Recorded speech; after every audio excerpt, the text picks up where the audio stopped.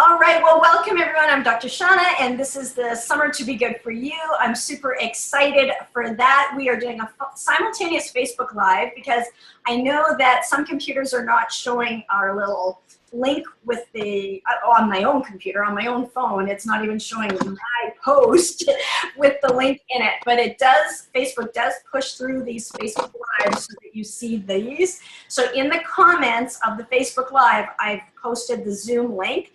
So you can join us. I'm here with Lana, but you can join us as well. Ask any questions about your health. We also have another call that we do live at 5 for people who are in the Health Professional Academy. So these are people who are creating online courses. And Lana was just on there, and we were really excited and on a roll. And we've got her whole life planned out now, basically.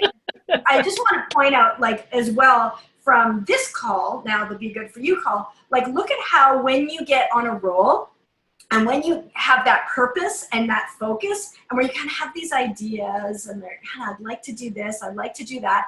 But when you can all of a sudden, when we can just kind of sculpt it in and go, whoom, can you feel how healthy that is? Like how fun and exhilarating, and it's like, just like you can taste it, right? You can taste it. And then when you're in that mode, that's healthy. That is, you're on a roll. You're not like diving into some food and just like, you know, like that. It's so exhilarating and there's lightness and ease. And that's when you know, like, you're so on the right track. So for anyone just joining us, we're going to be talking about free radicals, inflammation, superfoods. I'm going to be sharing my screen, and that's why if you're on Facebook Live, you're going to want to join us on Zoom because you're not going to be able to see the slides, and the slides are important. So I'm going to give people a moment to hop on our Zoom. But while we're waiting just for anyone else who's wanting to join us on Zoom, then Lana, so where it was coming from is she's going to be creating a course and now a book, a guide. We came to how you multi-purpose your content, and this will be a guide, and I just think it's fantastic. So you were just showing me that book. Anything else you want to share about that before we switch topics into that? No, I did. No, I just, you're right. I just feel it. I just, the book part wasn't on the radar, but now I'm like, well, that's simple. It's because for anybody who hasn't met me yet or doesn't know my background, then I'm a photographer as well. So just to give an idea, as soon as we ended the other conversation, I don't know how to show scale other than to hold it up close to my face and say it's the same. Yeah. You know, it's kind of a 5x7 type size. About as wide as my nose, or no, my nose is wider. But to give some idea of size and volume, and it wasn't on the radar, but now I look and I go, that is so easy to build as I build this course. And I haven't done a lot of coaching, and yet I know what the value of, because I've tried to understand these numbers as I got a bunch of tests done a year ago, then added my food sensitivity testing answers. I got answers the 1st of April.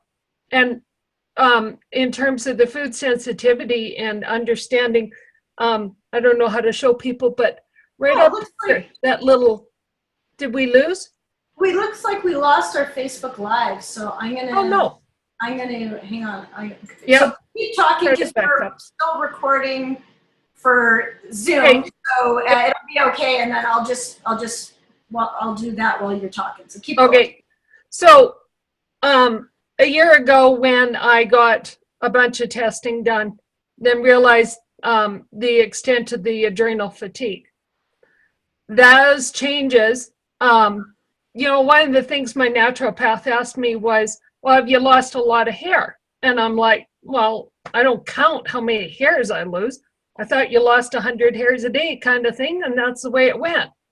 But now a year later, I don't know if I can show people, they've started showing up these little buggers up in where, God bless all the gentlemen that might all of a sudden start watching here. where you start to bald. I had started to bald, and I had these little tiny feather little bit of hairs. Well, they're now starting to take dye, and I can see how many are starting to come back in. They're not the same length as the rest of my hair, but they're coming back in. And that excites the jeepers out of me. The food sensitivity testing, then again, it was a cost that I had to work through. But I naturally lost 5 pounds plus within 6 weeks of starting that diet changes. My menstrual cycle has changed substantially because of those food changes. My sleep patterns, it's all coming together. And then to start to say, here's a little guide for another health coach or another individual, whether I'm coaching them or another health coach or anybody is out there and saying, here's something to start with, to work with, to give you something, some meat to hang on to and say, I don't fall, or I feel like heck, what am I going to ask of my medical doctor or my naturopath? Somebody that can trust. Yeah, right, exactly.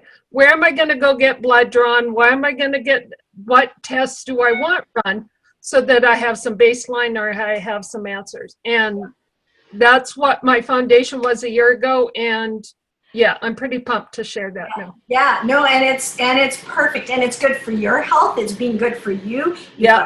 You got drive, you got direction. And so if anybody is in the Be Good For You group who's also creating a course with us in the Health Professional Academy, if you want to learn more about that, then let me know, because I can tell you what that's all about. But take a look at the call that we had just recorded, because it's pretty great, and it's a great example of how we took a sort of over the last few weeks, we've taken a general idea and we've really coned it down, and there is some value in that. I'm going to switch gears here, and I'm going to focus on our slides about this. And let me just share my screen. So anyone on Zoom is going to be able to see this, and you'll be able to see it here. You won't be able to see it on the Facebook Live, unfortunately. So there's my fat pictures and from 2003, and my before and after. That's worth just getting on Zoom, I'm telling you right now, just to see that. There's not a lot of people who see that picture. So over the years, as my weight has fluctuated for different reasons, and I really want to talk more another time. We talked a little bit about it last week, about transitions and really giving yourself a break when, when you're a baby, your body looks a certain way. When you're a teenager, it looks a certain way. And we're kind of good with that. We know it's a transition. When you're pregnant, your body's going to look a certain way. And we're kind of mainly good with that. But then when you hit menopause or when you have a house move as a transition, we still expect our body to be the same as it was, and don't really appreciate that it's undergoing a transition, that it's a transition, it's not a permanent thing, and sort of just to go with the flow. But each stage of my evolution, I learned so much about foods, and really began to trust my body as a living lab, where I'm like, oh, I drink lots of water and I feel like this, or I, eat a hot fudge sundae and I feel like this. And so you're just like observing how your body responds. And that's how you learn how to be good for you. Like, what are the foods, the activities, the behaviors that make you sing, and which ones make you sick? And gradually trial and error, and always moving towards what you would prefer. How would you like to feel? It's you get to choose what you want to do, how to be good for you. It's all very individual. And so experiment, just take the shame and the blame and the comparison out of it. Just take that out. But the other thing that I stumbled upon when I lost the 30 pounds here that you can see in these images, and in a far shorter amount of time than you could possibly imagine. Given how long I was in that before state, you would think that it would take equally long. But once you focus, like Lana, you're doing with your business, once you focus on it, once you zone in on what you want, things can start to happen really fast. Yeah. And it's very fun.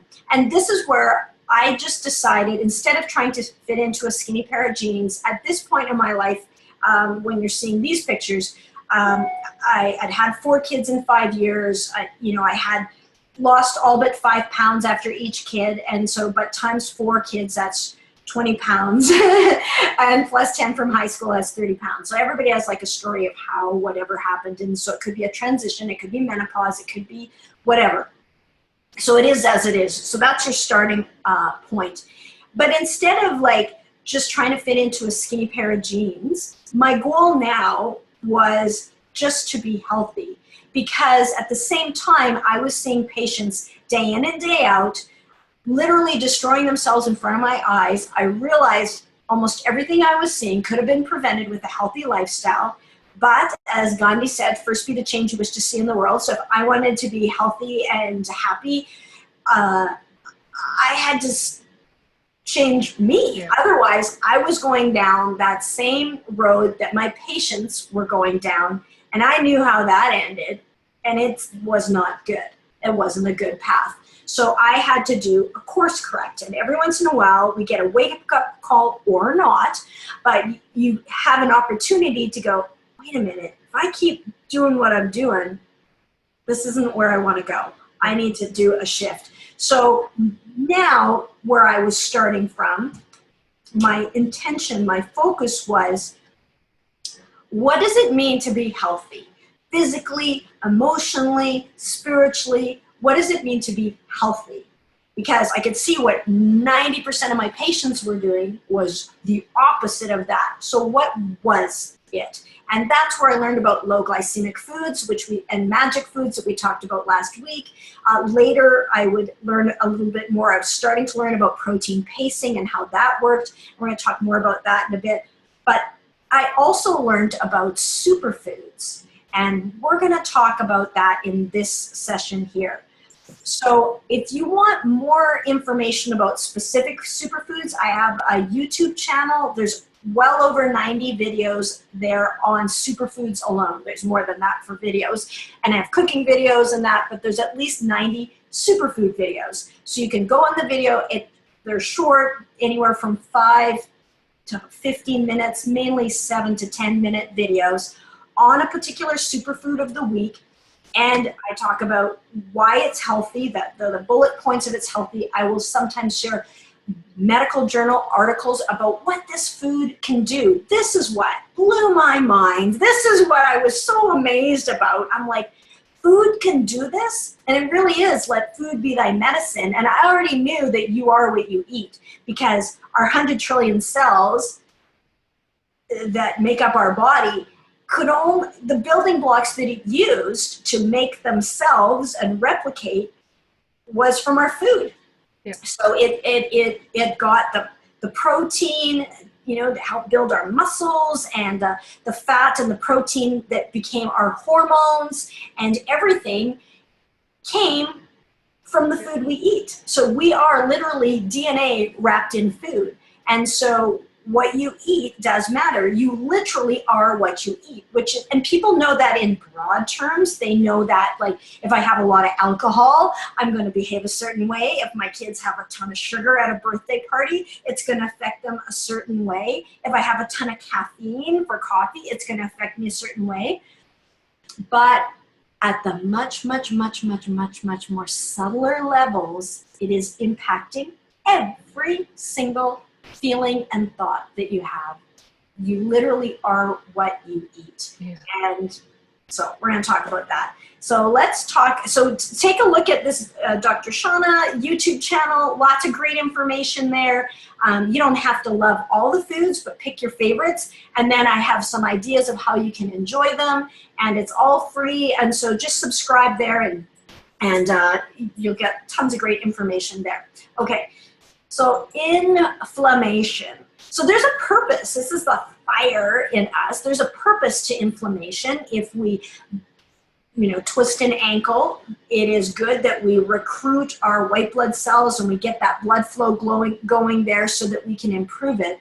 But there is a downside. Much like fire in and of itself, it's not good or bad. It just depends on where and how much and why and whether it's contained. Fire can be phenomenal and it also can be devastating. And same with inflammation. So when we look at free radicals, okay, so what in our cells, we have mitochondria. They kind of look like this little structure that I have here and the picture. And there's hundreds of them in your cell. And basically right there is where your food gets converted to energy. And so some people used to say way back when I was a nerdy science person, they would, because I've always had lots of energy, and they're like, where do you get your energy from? I don't know where you get your energy from. And I said, my mitochondria. So if you want to give a smart aleck answer, you can just say, I get my energy from my mitochondria. Anyways, so a byproduct of bringing your food into energy is free radicals. And a free radical is an oxygen molecule. You hear about free radicals, you hear about inflammation, you hear about antioxidants, but oftentimes it doesn't really make sense of what is it really? It's like good or bad, but you don't know what it is really. So if you think back to biology, and this is a really crummy little diagram here, but this is not an oxygen molecule, but you get the idea. If you remember how there's like a proton, there's a nucleus, and with that positive proton, and then you have the orbiting electrons around. Think of it like the outer space, right? Like, moons orbiting around a planet, for example. Okay, so these electrons orbit around, and in an oxygen molecule, there's normally 2 electrons in the outer shell. Okay, that's an oxygen molecule. A free radical is an oxygen molecule with an unpaired electron in the outer shell. There's only one, and there's supposed to be 2, but there's only one. This is highly unstable and damaging in its search for another electron. I think of it as a guy out on the prowl looking for a mate. And what he does is he goes and he's after the neighbor's wife and so-and-so's girlfriend, and he is looking, he's a single guy on the prowl, and he is creating havoc in the whole environment because he tries to steal one from there, and then that one steals one from there, and so on, and it is a toxic mess. It is inflammation. Everything is inflamed. So these free radicals cause inflammation in the mitochondria. Now the mitochondria becomes inefficient. It's not really working well to create energy out of that food, and the whole cell becomes inefficient, and people get exhausted and they don't have energy for their well-being. And there are a number of things that can cause these free radicals, from stress, from food, from smoke, from pollution, from chemicals, from radiation, even exercise can increase these free radicals.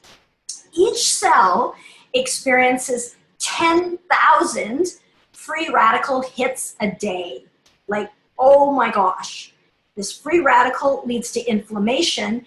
Inflammation leads to heart disease, cancer, diabetes, arthritis, vision problems, Alzheimer's, dis-ease, all dis-ease. This is like the root cause of the problem right here. And there's things that we can do to ramp that up. Junk food, smoking, radiation, right? Don't recommend that, and that's why it's damaging to our health. And there's things that we can do to decrease that. And meditation, for example, is one of them. Mm-hmm. So all of these free radical hits coming just boom. So it's like, I remember thinking, like, how the heck do we get through our day? Like, it's amazing when I went through medical school, like how our body functions despite ourselves damaging it constantly. How do we actually continue to thrive? And quite often as a medical doctor, I would see in the ultrasound room that people had pushed it to the limit, one more time and too much. And I was just talking to someone recently, you take a break or a break is going to be given to you. And so what do we do with all of these free radicals? Well, never fear, antioxidants are here. So that's where what these antioxidants do, because you hear, well, it's good to have antioxidants. Why is that? Well, an antioxidant, what it does is it donates an electron to that free radical and basically neutralizes the enemy. So think of it like a mail order bride sent to settle that boy down, and now there is peace and harmony in the neighborhood, and it's all good. So it's donating. Rather than stealing from something else, it's donating an electron, and now you've got harmony and neutralization, and you don't have that inflammation. So antioxidants are our cellular heroes for disease and prevention. So where can we get some? Well, that's what a superfood is. Superfoods have these antioxidants that help to decrease inflammation. And that's why, as Hippocrates said, let food be thy medicine and medicine be thy food. And this is why I just absolutely love the role of nutrition in our own health and well-being. And as I say, we are DNA wrapped in food. So what is a superfood? Well, there's tons, and there's all sorts of weird things that most people haven't heard of. There's different, algae and things like that, and chlorella and that. My focus tends to be those superfoods that you can find at your grocery store today, that you could eat and figure out how to work them into your diet, that taste good and that you can enjoy and that can help you thrive today. And that has been my focus in all of this. Now, every food, there's sort of caveats with all of them. And you can see where, well, if you're a vegetarian, how is salmon and turkey? But do they have health-giving benefits? They absolutely do.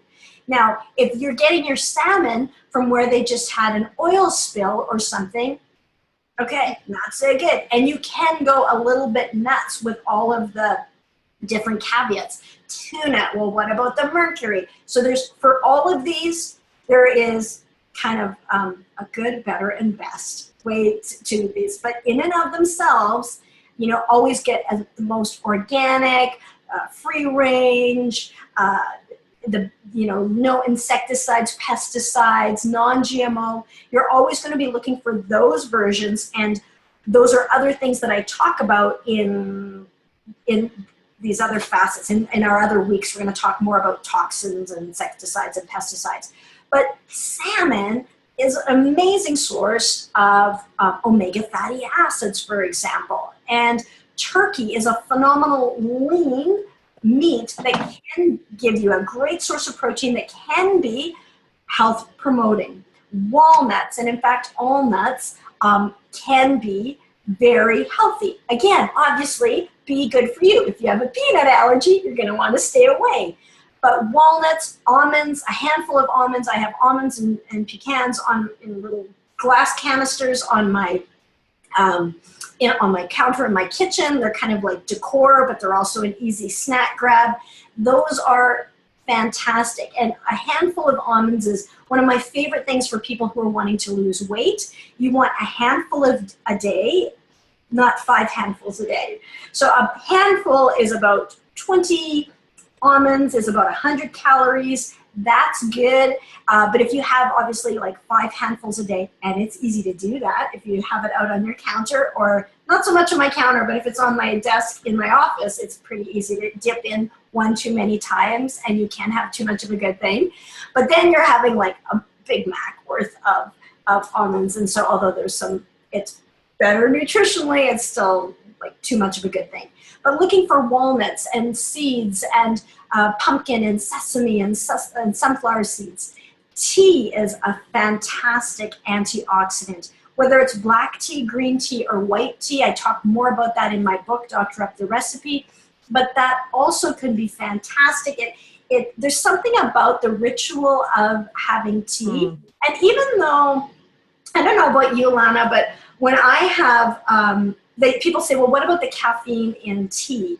And yes, green tea and black tea have caffeine, but for me, it's different. Like, I never like, oh, I'm getting jacked up on green tea. Like, I'm like, different. It's just different. And the whole process of, you know, getting the water boiling, and then I like the tea leaves, and it's really great. So when I lost those 30 pounds in that picture that you saw, I replaced my nighttime nacho habit with a nighttime tea habit. I needed to do something, so I would do a chamomile tea, a sleepy time tea, and it took a while. It kept me busy because I had to get the water and the tea leaves and that, and it became relaxing to do, which is also great for health. So I just kind of had to crowd out with something that I did want.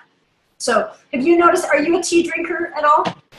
Yeah, I am a tea drinker, and when you talked about the caffeine, I can have tea all evening because I'm not a cold water person. Mm-hmm. So, but I can do a cooled off tea. I can do, so I'll start drinking tea in the evening this time of year when in Edson it's actually kind of a nice day as compared to the plus 15 where you're getting a plus 20 type evening.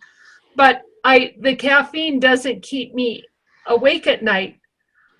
I love my good strong coffee, but by noon I am done coffee because I don't drink it afternoon or evenings because it'll keep me awake at night, but tea does not do that for me. Yeah, no, good point. Well, and I think the other thing too is, and I saw a question from Sandra, so I'm going to answer that too. Yep. And feel free to jump on the Zoom, Sandra, as well if you want to join us live here, so you can see the pictures of the slides.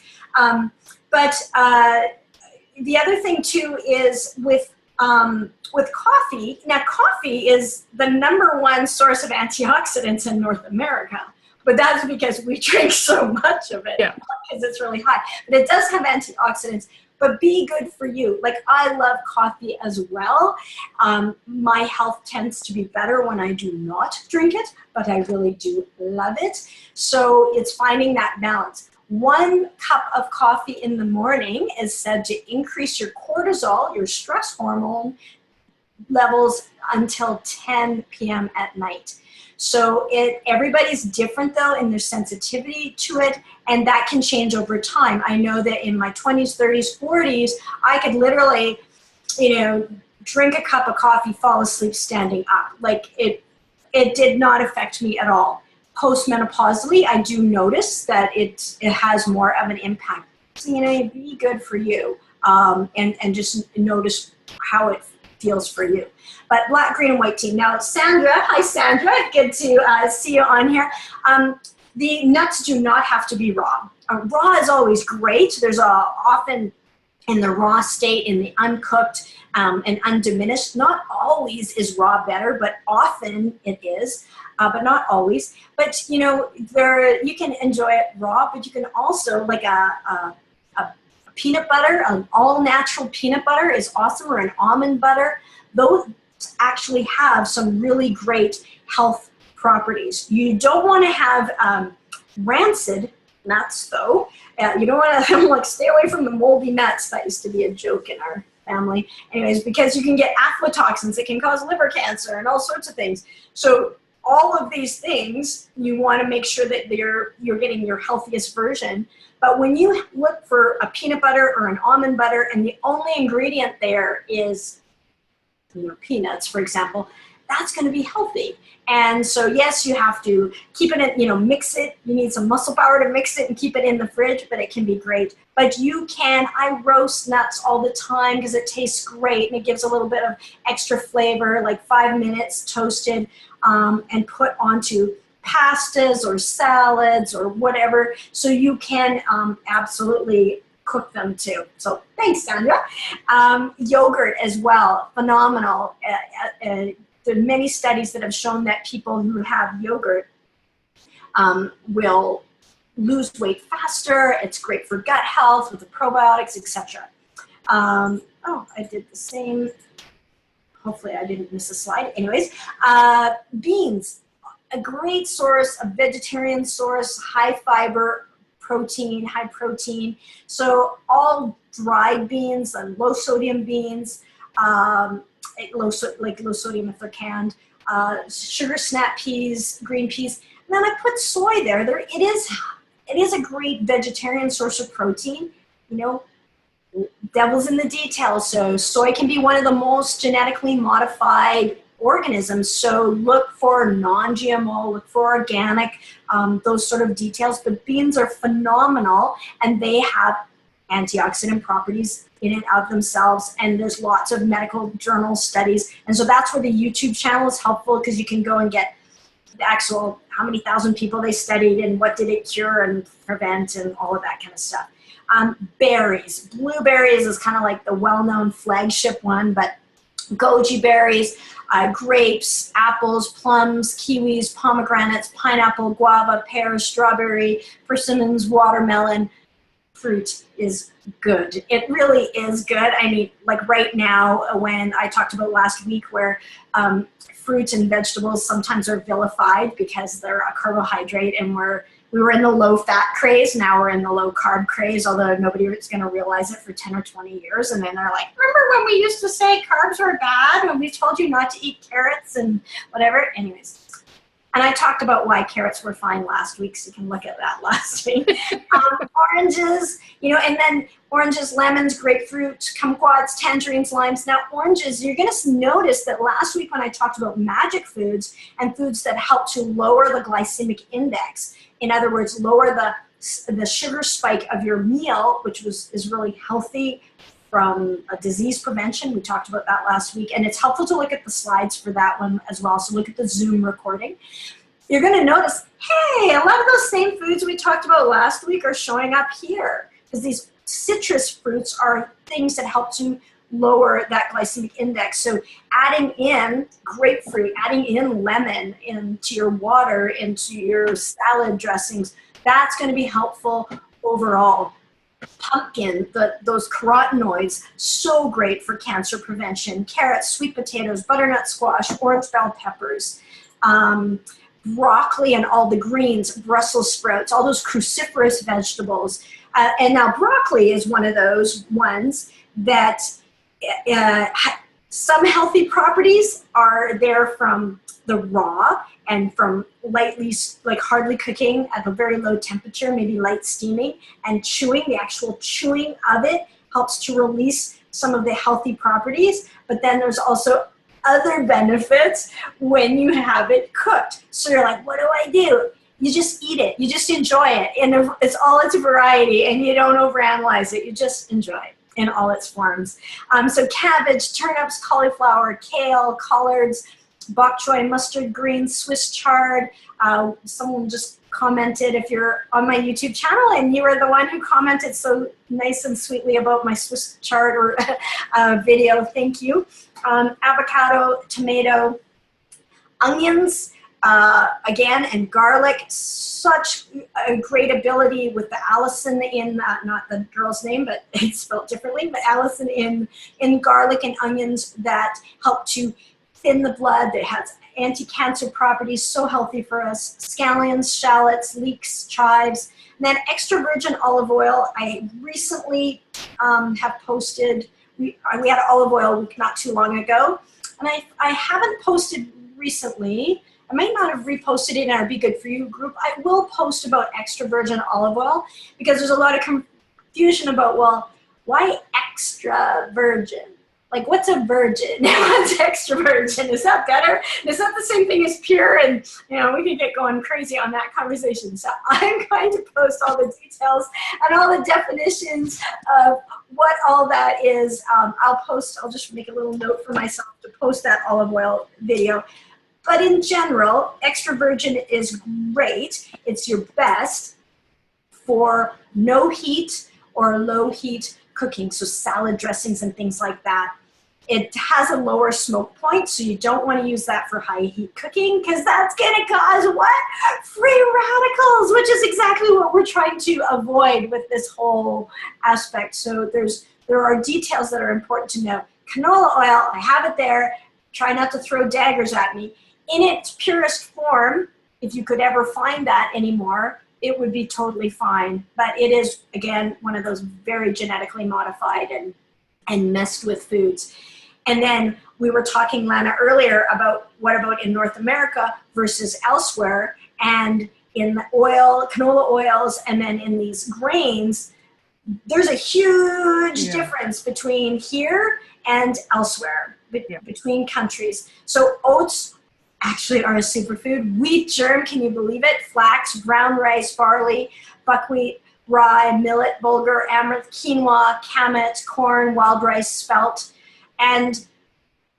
But right now, it just depends. So again, if it's genetically modified, if it's been heavily laden with insecticides and pesticides, and that may or may not be. One of my health coach friends in Vermont had someone who had horrible symptoms. I won't go into the description, but they had narrowed down that he was gluten intolerant, wasn't celiac, but gluten intolerant, and with bloating and diarrhea, and was just really sick from that. When he got rid of all the gluten at the request of his health coach, he got better. He felt fantastic. Great. So wheat is evil, or so he thought. And then he went on a trip to Ireland, and when in Rome, well, when in Ireland, you're going to go to a pub. And he went to a pub, and he couldn't help himself. And he's like, I'm going to have a beer. I don't care. I know I'll be sick. I'll know I'll pay for it, but I don't care. I'm just going to do it. And he wasn't sick. And not only that, the inhibition, he was less inhibited after a beer. So he started to have some of those snacks that were there as well, that also would have been a no-fly zone previously. He was fine. He did it again. He did it again. He was fine. He felt fine. He was fine. Came back to Vermont, back to the US, said to the health coach, I don't know what you were talking about. I had beer. I was fine. I don't have a gluten problem at all. Had half a beer in the US, boom, sick. So it depends. All of these foods, a little bit depends on, is it organic? And then also be good for you. If you're somebody who's had a lot of antibiotics in the past, and maybe you've had an assault on your gut bacteria, and you have a leaky gut, then maybe food that you normally previously otherwise could have tolerated because it stayed in the lumen and you had it pass through, fine. But now with this leaky gut, you're absorbing stuff that you shouldn't be absorbing, and then reacting to it with this reaction, and then bloating up like crazy, that maybe the food itself is fine, but because of whatever has happened before, there's so many different variables that maybe you cannot tolerate at the moment that particular food, at least in that way. So there's so many little details as you get right into it. So it's hard to make a blanket statement as this is bad or this is good. I had some, let's go to Ireland, Sandra says. I'm with you. Let's go. It would be fun. And how many people do you know that have gone to France and had the white bread, heaven forbid, and the baguettes and the red wine and cheese, and they're fine. They're fine. The details do matter. Now, the other thing, too, not to be underestimated in all of this, is your own personal state. When that guy was in Ireland on vacation in an Irish pub, he's probably a lot less stressed than he was at work in the US, in whatever corporate America job you had, right? So that stress affects a lot as well. I went to a Deepak Chopra event in Lake Lanier, Georgia, a number of years ago. And in the 5 days that I was there, my belly vanished. I looked 10 years younger, and I think I lost 10 pounds. And no gym. We did yoga every day. We meditated every day. And I had chocolate cake for lunch. Every day I had dessert, these great desserts. They were all Ayurveda. They're all organic.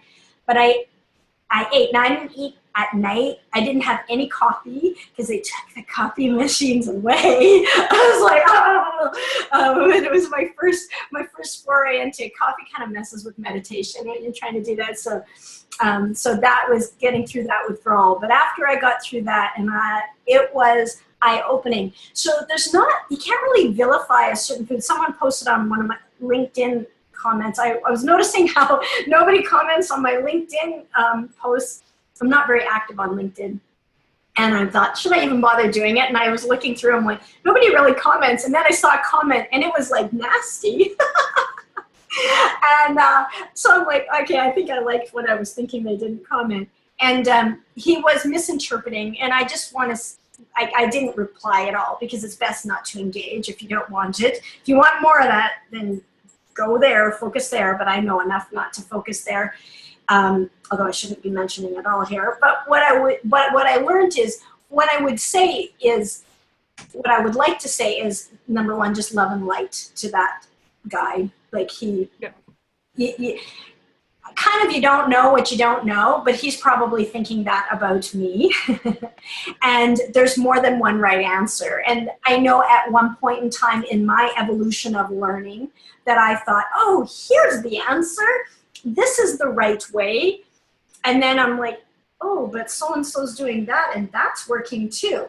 So rather than saying like wheat is bad, or gluten is bad, or fat is bad, or carbohydrates are bad, it's like, be good for you. So you want to just experiment without beating yourself up, because it is tricky to figure out what works for you. There's more than one right answer. And so look at your body and see what feels good. And this is where a coach can be very handy to help sort of put some perspective on that. And because you might be jumping to a conclusion that may or may not be right. And someone could say, well, what about this? Or did you try this? Or have you acknowledged, like, I actually feel really good today after I had such and such. Or I felt horrible. Okay, let's go back. What did you eat? What did you do? And looking at not just the food, but the circumstances as well. Anyway, so these are some of the superfoods. There's also SuperSpices as well. And there's more than just these that are SuperSpices, but cinnamon is a great thing to add on. It adds a sweetness. Think of like a cinnamon stick. It's high in fiber. So that's going to lower the glycemic index. So you can put it on your oatmeals or on your other dishes, or on your, sweet potatoes or that kind of thing, with some pecans and yum. That's good. Cumin is good. Turmeric, so good. So, anti-cancer, anti-dementia. Garlic, again, very heart and stroke healthy, cancer healthy. Oregano, thyme. Really, I believe all spices. These are common ones, so they've been studied, and there is the research and data. But, our ancestors kind of got this, and it's a great way to add in flavor. In my meal cure, I put a lot of spices in my meals. I'm just going to jump ahead to, this is one of the, and I'm not plugging my book. I don't even think you can't actually get it right now. But if you want it, if you want me to put it back in circulation, I can. But I wrote a book, Doctor Up the Recipe, and I talked about 12 quick and easy superfoods, and these are like the broad general categories. And then there were 20 recipe templates that you can use for a better dinner, and then 50 ways to doctor up meals and habits, and then 100 super fast, super easy nutrition prescriptions of little things, little easy ways to get these superfoods in. So that was kind of my first foray into books. But if you want to know more about superfoods, the easiest is just hang out on my YouTube channel, subscribe there. It's all free and it's condensed down. So I've done all of this research and I've put it into a 5 to 10 minute video, and then giving you some ideas on how you can use it. So in summary here, and then I can take questions. Feel free to ask questions in the chat, either on our Zoom or on Facebook Live, and I'm happy to answer them. Like, eat like your life depends on it. Because it does. We are literally DNA wrapped in food. So find the super in your supermarket. It's there. You have to shop that periphery. Look for those nice bright colors, not on the packages, but on the food. Cook more, eat out less. Choose the magic foods that we talked about last time, and superfoods, and eat clean. We're going to talk more about toxicity and cleansing and things next time. There's more than one right way to eat, so be good for you. Listen to your body. What is it asking for you? What works for you? Don't take my word for it. You know, broccoli's healthy. It made me sick for years. So for someone to say, you should eat broccoli because it's so healthy. True, it's healthy, not for me at that time. Yeah. So, you know, and the beer for the guy in Vermont, non-healthy. The beer for the guy in Ireland, go for it. Enjoy it while you can. I mean, do it. So eat consciously. Just make that connection. Know that your choices do matter. That's the biggest thing. It's not dumb luck that these things happen to people. We are choosing all of it, and we do get to choose. And it's very empowering. Okay, so there's the book. Mealcure.com. So sometimes I was helping coach people and helping them through weight loss, and the biggest stumbling block was people are like, okay, I get it, I get these foods are really good, but I am super busy at work, and I'm going like crazy, and I don't have time to plan out meals, or I don't even know what to eat, and so I go to either packages or drive-thrus when it gets stressed and I don't have time, and I totally get it because I was exactly there. I'd already written the book, Doctor Up the Recipe, but I was working full-time as a doctor. I had 4 kids. I'd be driving home. I'd been so all day, people at me like asking me a million questions. I'd had it up to here. I get home, and on the drive home, it's already like, oh, what are we going to have for dinner? I hated that question. It was the worst flippin' question of the day. What's for dinner? I'm like, and it was like all on my shoulders, right, to figure out what we were going to have for dinner. And I didn't have anything left in me to even figure that out. I'm like, I don't care. Fine. We're not going to eat. I don't know. I'm like, I knew up here intellectually how important my dinner was, and I knew what foods to have. So I come home and my kids would be like, what's for dinner? I'm like, I don't know. I go to the fridge and I'm like, there was that spinach that I had great ideas for, but it's all gone bad now. And then I'd look for something else, and I'd look for something else, and I just couldn't put it together. I was so busy in my life at that phase, I just couldn't make it happen. And so I know that there are millions of people just like me who have good intentions, who want to eat healthy, but they just can't get it together. So that's why I created Mealcure. So Mealcure is an online superfood meal planning service I created. So I plan out 5 superfood meals, dinners, each and every week, not 7, because you might have leftovers, you might want to go out sometime, you might have your own like go-to staples you still want to do. And this way there's less waste. We don't want to over-plan. We want to allow for some spontaneity. And 5 seems just about right. They're quick, about 30 minutes to prepare because you don't have tons of time. And they have a little info video. This is a little screenshot of behind the scenes. I tell you like how it all works. I'll do a superfood of the week, of why it's healthy, how you can enjoy it. And that's going to inspire you to say, oh, I'm going to get peaches, for example, here. I'm going to eat those. I had no idea that they were, you know, so healthy, and that's going to inspire you. And then each week I plan out the 5 meals. The first one's always vegetarian, and often there's at least 1, if not 3 of the meals are vegetarian. The second one is a chicken dish, and the 5th one is a fish, like fish tacos or salmon or something like that. But you can pick and choose, because how I've done the grocery list, I make it so that there's only 30 ingredients total that you have to buy at the grocery store beyond your staples. So that took me a lot of time to collate that down so that, okay, we're using like this type of lettuce this week, and we're using these types of fruits and vegetables this week, so that there's less waste. You're mixing and matching them in the different meals. But also, if you're like, I'm not doing meal number 5. I don't want to do the fish tacos for whatever reason. So then you can like, okay, I don't need the limes, and you know, I'll just need 1 peach for meal number 1. And so you can just stroke out anything You know, I'll only need half a cucumber here and stuff like that. So you can just stroke that out, and you can pick, or I have an allergy to something, then you just stroke that out. So I'm like, I'm just going to make, or even this week, I'm only just going to make meal number 4. So you get, you know, the kale, you just stroke that out, stroke that out. I'm going to get the lemon, the pepper, the zucchini, that kind of thing. So it makes it super easy to be good for you. It's meant for a family of 4. Most of the people I have are, we use it for our family of 6 because it's easy to just accordion it.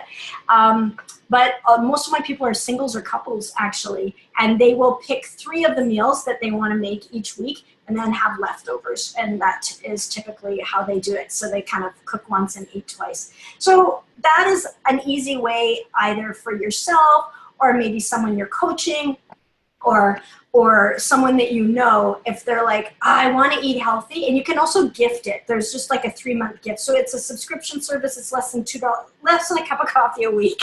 It's less than $2. And you know what I can do? I can give people who are listening here, if you're not on MealCure yet, you can use this coupon code, ISA20, ISA20, and you can get a 20% off any of the monthly plans, the yearly plan, or the 3-month gift. So check it out. Go to mealcure.com. There's a little video about how it works. If it works for you, great. And if not, and you love meal planning, or you have time and you like cooking or whatever it is, that's totally cool too. I just know there's a lot of people like me who have no time. So just to summarize then, free videos at YouTube, check that out, subscribe there. You can let people know about that. The book you can't access at the moment, but I might make it accessible if people want it. And then mealcure.com is another way. But that's kind of the general gist of it. Now, I threw this slides together based on slides I've done over the years. And then I literally, that's as far as I got. I realized before we had to start our other call, Lana. I don't have a nice summary slide. No, that's stress. We're going to talk about stress next time. Here, let me pop it on here. So so my advice here is really like Dr. Mom's advice is like my mom's advice. So eat your fruit and veggies. We get really complicated in the science, but we can also make it really simple. Just like eat your fruit and veggies. Plant-based is good. You know, breakfast is the most important meal of the day. You want to get that in there. Drink plenty of fluids. The water is so important. We talked about that in week 1. Get lots of rest. Just because everyone else is doing it, just because everyone else is eating toxic garbage doesn't make it right. And then just think happy thoughts. That's really important. We talked a bit about that in week 1 as well. Just do your best. I'm like, you're perfect the way you are. So I'm going to stop the screen share, bring it back to us. Any questions that anybody has or anything on superfoods or I think just, you know, start where you are, try the foods that you like and, you know, see how they suit you and then be good for you. Like the easiest way to get a whole bunch of vegetables in, my favorite way, get a baking sheet, parchment paper, cut up any vegetables that you have in your fridge, throw some like pure avocado oil on there, a little salt, pepper, mince some garlic, huck them in there for about 20 minutes and voila. I mean, that could be your meal plan. You do that and then add some kind of protein that you like with it. Make it quinoa, make it meat if you're non-vegetarian, and done. Dinner's done. So, but we've got some really good dinners. We did a stuffed ricotta roasted cherry chicken the other day that was really good. Yeah, that looked so good. It was so good. The seasoning on there was really good. And then the pizza that we did with ricotta and hummus and again the cherries and the pecans and arugula. Oh, so good, so good. We had quite a few good ones. And then there was another shrimp kebab ones that were also good. So this week I haven't decided. Loaded up in MealCure is tomato week.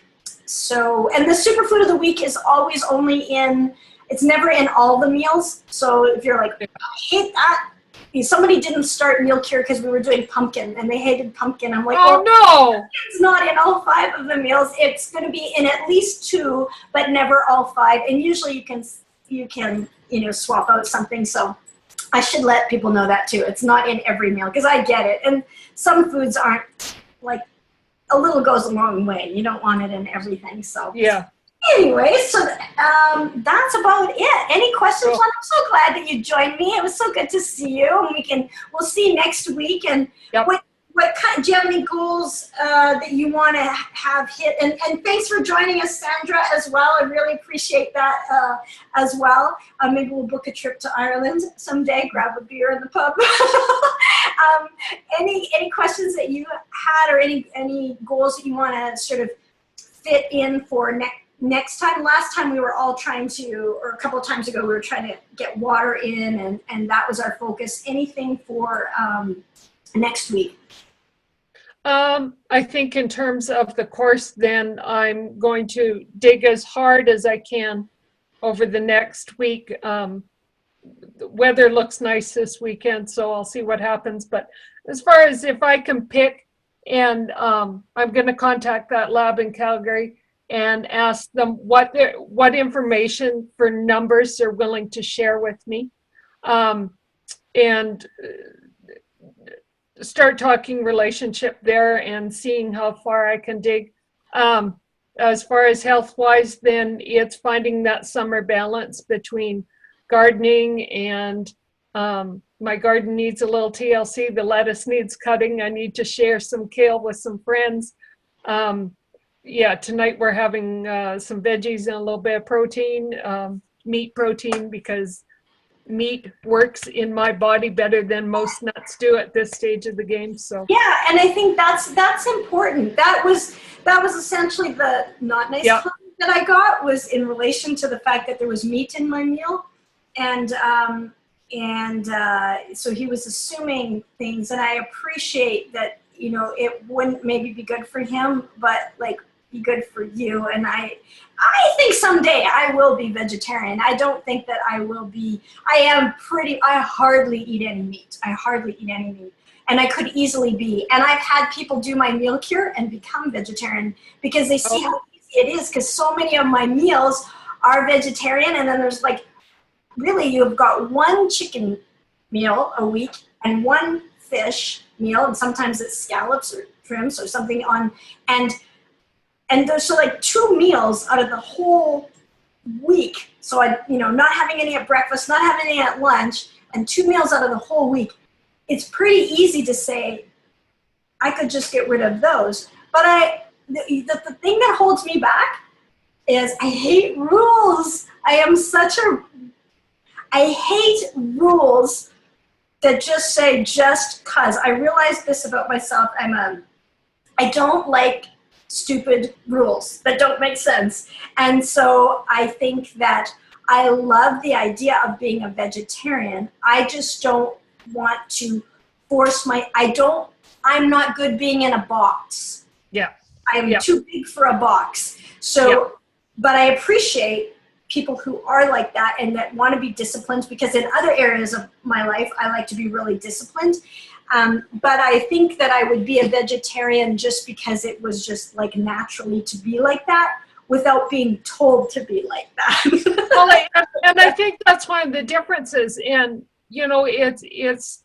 it's part of that be good for you. And I couldn't figure out prior to the first part of April, I could not blatantly identify my kryptonites.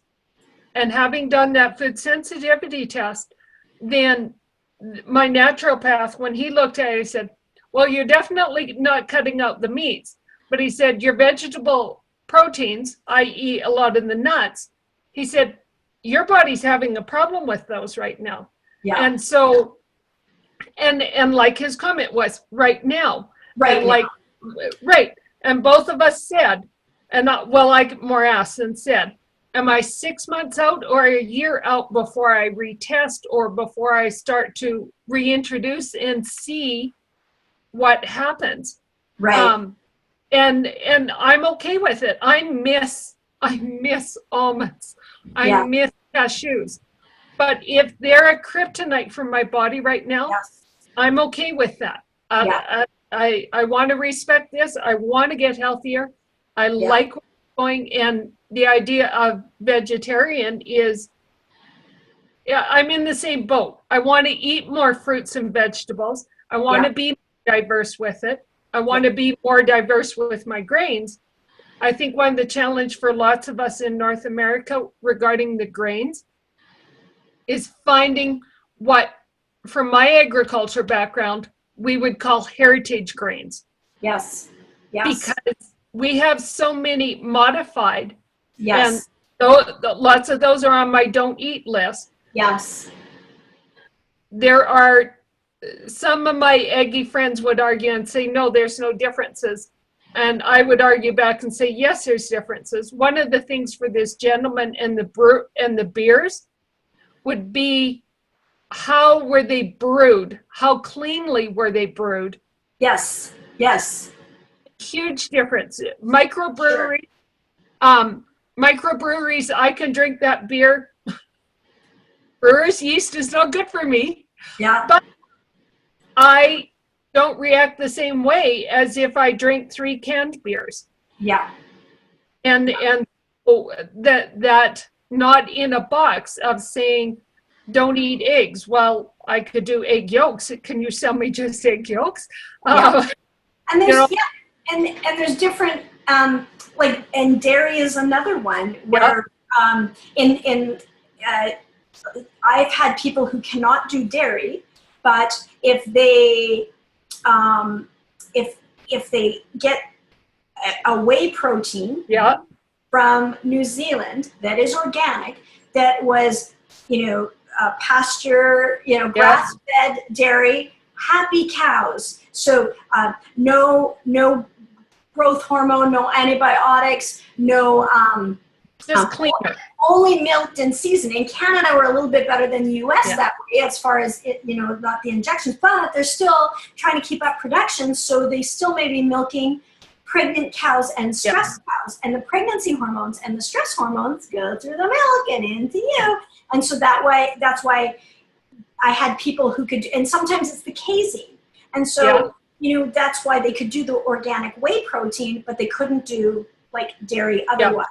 And so, be good for you. And it may be that you need to start off with blanking out a whole wad of like, okay, I'm not doing any gluten or I'm not doing any grains. It may be. I think that's one of the reasons why people are doing like so well on the keto, because there's things in there that weren't good for them that they've gotten rid of. Yeah. If they might have thrown out the baby with the bathwater a little bit, but if you need to do that to clean out and then gradually introduce in, I'm like, oh, I'm okay with quinoa, or I'm not, or I'm okay with, such and such. And for me, I was okay with whole grains, and we talked about from the glycemic index and things like that last week. So it is finding out, what are your superfoods? So these are superfoods. You can find literature on this. Every food that I talked about, there are a ton of medical journal articles that have talked about how it has reduced the risk of cancer or heart disease or diabetes. Yeah. It's there. But if you're allergic, for example, the easiest one is like, if you're allergic to peanuts, then don't eat peanuts, because that's going to be inflammatory for you, and it is not a superfood for you. And so that's where this really comes in. And so I think it's really important that people don't beat up on themselves because things aren't going their way. And instead of back from class 1 or week 1 of this is focus on what's working. And then don't beat yourself up. Just treat this body as an experiment. And I'm like, I have this. And I had a while where I couldn't do almonds, because I did. It was like right here in my drawer, and I'd be like, and I had no idea. It was mindless eating. And I'm like, way too much, and it's not good. And so there's a quantity and a quality, and the quantity and the quality are different for everybody else. And vegetarians, totally respect vegetarians. I totally do. I think it's phenomenal. And I think overall it's an extremely healthy and kind way to be. and that I am like almost vegetarian, and but I think the way for me to become more that way isn't to get mad at myself because I'm not. That doesn't help, but instead lean into it and run towards something rather than running away from something, because then that becomes a problem. And I think one of the mental philosophies within that is versus the negativity of why am I giving up meat, and finding the positivity of why do I think these nuts or these grains, these other protein sources, quinoa, chia seeds, those things are better for this vessel, for this machine. And, you know, if you go 95, 99% vegan, and then you're out for supper one night and you see a steak sandwich or steak and salad pass by, you go, OMG. You don't stop and go, no, I'm vegan, I can never eat that. You say, you know what? I think I would enjoy that tonight, and I think this vessel would enjoy it. And so once every 5, 6, 10 months, you have a piece of steak or a piece of fish or a piece of chicken. Yeah, I think it's and be good for you. And different people have different phases of their life, have different beliefs and philosophies and things that work. And I think that's the key thing. And to love yourself through all of these transitions. Yeah. And I think there was a TED Talk, and somebody said, you know, rather than trying to get half the world to be vegetarian, for example, what if everybody cut their meat consumption in half? I mean, because right now, if people just cut their meat consumption in half, people are like, it's as if there's no difference. But there's a big difference. That's a big difference. It's the same thing as half the population going vegetarian. And so that for so many ramifications why that would be so great. And then a whole other topic is how they treat animals and, you know, what they're fed and all of those things. It is a lot more dicey when you are taking into account something else's life cycle. And when it's a plant and the life cycle, well, you got to take into that as well. What has been done to it? What's the energy? What cruelty has been done to the animal, but what cruelty has been done to the plant? All those and what's the energy? What is the energy of this consumption? And I think if you consume with gratitude and with respect and with heart, and that animal or that plant was treated the same way, then that energy, and I am blessed that I do have access. I can't, not easy access, but as a rural raised kid, I can get back to grass-fed livestock that had very good lives. I can get access to wildlife meat that had very good lives. Yeah. And making those choices within that realm of, if I'm eating with anger, a carrot's not good for my body. Right. Yeah. Everything's good for my body. Yeah. So it's those balances. Yeah, and I'm pretty sure I will be, as I say, vegetarian soon. I'm definitely almost there, but then it is like you kind of feel like a little bit of a fish out of water. You're kind of like sometimes not accepted by the vegetarian community. Although, having said that, given their beliefs or the beliefs of most vegetarian, I feel like the vast majority are extremely, I'm going to say, tolerant or compassionate for people leaning into it. They're not like much more so. It's just they're very good. Yeah. I would say they're very good at being able, because I can totally get how that would just be like, want to make you sick. Because I can see other things where I'm like, oh, that makes me sick to think I would eat that ever. And so I think that for the most part, they're extremely loving and not judgmental. Yeah. Even though they've come to that judgment within themselves that they want to do that. So Anyways, Yeah. we'll wrap up. I'm going to wrap up the recording. Yep. And I want to thank everybody for joining us.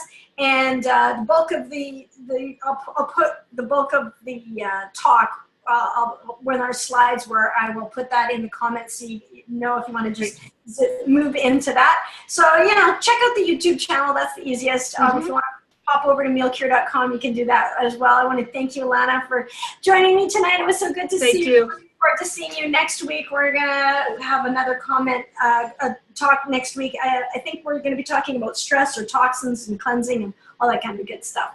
All right. Have a good one. Take care. Bye.